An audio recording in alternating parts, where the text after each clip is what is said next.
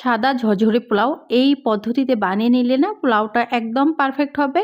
যাই হোক, শুরুতেই পোলাওটা তৈরি করার জন্য এখানে আমি 1/3 কাপ রান্নার তেল দিচ্ছি, সাথে আমি 1 কাপ পরিমাণ পেঁয়াজ কুচি অ্যাড করে দিচ্ছি।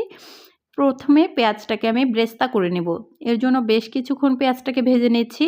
সো পেঁয়াজটা কিন্তু পুড়ে ফেলা যাবে না। তো পেঁয়াজটা যখন একেবারে ব্রেস্তা হয়ে যাবে তখন আমি এখান থেকে বেশির অর্ধেক উঠে নেব।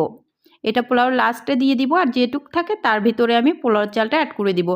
চালটাকে আমি 10 মিনিট আগে পানি ঝরিয়ে পরিষ্কার করে রেখেছিলাম, আর এখানে আমি 3 কাপ পোলাওর চাল নিয়েছি, অর্থাৎ 700 গ্রাম পোলাওর চাল নিয়েছি এখানে আমি।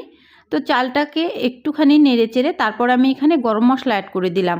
গরম মশলাটা অ্যাড করার পর আমি আবারও চালের সাথে খুব ভালো করে নেড়েচেড়ে ভেজে নিচ্ছি। এ পর্যায়ে আমি এখানে অ্যাড করে দিব আদা বাটা, রসুন বাটা আর কাঁচা জিরে বাটা, সবগুলো আমি 1 টেবিল চামচ করে দিয়ে দিব। 700 গ্রাম চালের জন্য এখানে যে কোনো রান্নায় কিন্তু মশলার পরিমাণ বাড়িয়ে দিলেও কিন্তু রান্নাটা টেস্ট হয় না, সেটা যে রান্নাই হোক। মশলার পরিমাণটা একটু বুঝিয়ে শুনে দিবেন, তাতে করে কিন্তু রান্নার মানটা ঠিক থাকে আর কি। যাই হোক, তারপর আমি একটু লবণ দিলাম।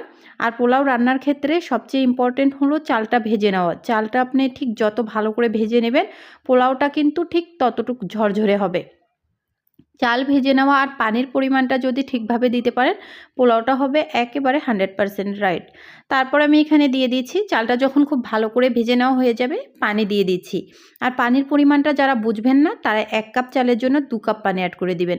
আর আমি দিয়ে দিচ্ছি হাফ কাপ দুধ। এখানে আমি হাফ কাপ পানি কিন্তু কম দিয়েছিলাম, এজন্য হাফ কাপ দুধ দিয়ে দিলাম। আর লিকুইড দুধটা দিলে না পোলাওয়ের টেস্টটা একটু ভালো আসে। আপনারা চাইলে গুঁড়া দুধ দিতে পারেন, তাতে করে টেস্টটা আরও বেড়ে যাবে। তো একবার আমি নেড়েচেড়ে দিচ্ছি। প্রথমে কিন্তু হাই হিটে পোলাওটা রান্না করে নিচ্ছি। তো এরপরে যে কাঁচামরিচ দিয়ে এখন আমি চুলার আঁচটা মিডিয়াম লোতে রেখে দিব। তো বেশ কিছুক্ষণ পর আবারও আমি ঢাকনাটা খুলে একটু নেড়েচেড়ে দিব। সো দেখতেই পাচ্ছেন কত সুন্দরভাবে কিন্তু হয়ে আসছে। এবার নেড়েচেড়ে দিয়ে একেবারে লো আঁচে এটাকে আমি 10 মিনিটের মতো চুলায় রেখে দিব।